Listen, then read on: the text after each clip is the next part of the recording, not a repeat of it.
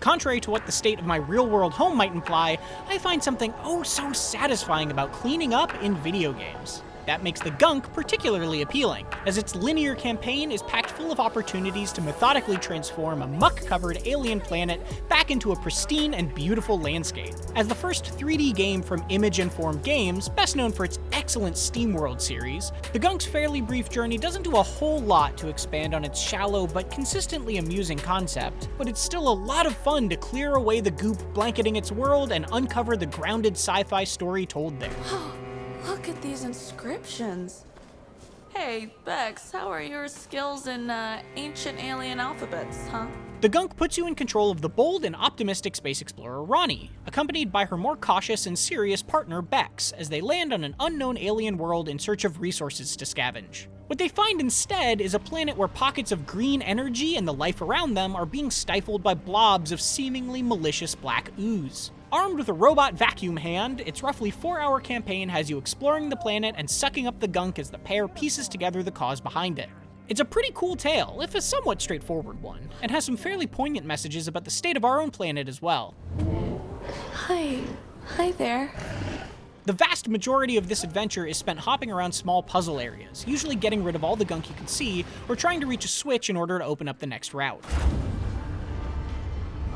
Here we go. You'll be holding down the right trigger a lot as you suck up every blob in sight, and cleaning an entire area will cause it to miraculously spring back to life in a way that's always satisfying. The Gunk is a really lovely game, both in its vibrant alien terrain and the fantastic, relaxed soundtrack that makes wandering those areas a beautifully meditative exercise at times.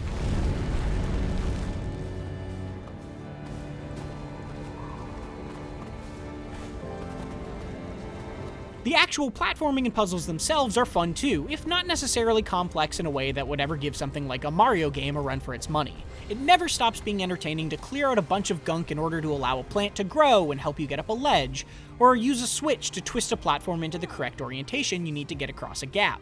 There's also some extremely light combat scattered throughout those platforming sections in the form of small Gunk monsters you can destroy by sucking up and then shooting back out. As well as slightly larger ones that are stuck in place firing rocks at you until you can get up close and rip them off their base.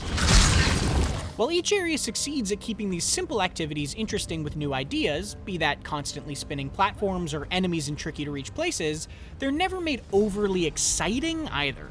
That's not a huge surprise when your only movement mechanics are pretty much walk and jump, and your combat options are largely limited to vacuuming or a slowly recharging stun blast that's more commonly used to shoot puzzle objects outside of combat than it is to hit enemies. But the general vibe of the Gunk's world undoubtedly helps fill some of the mechanical gap that may have otherwise started to feel tedious deeper in. That includes the banter between Ronnie and Bex as they unravel this planet's story, which sells the caring relationship between them well.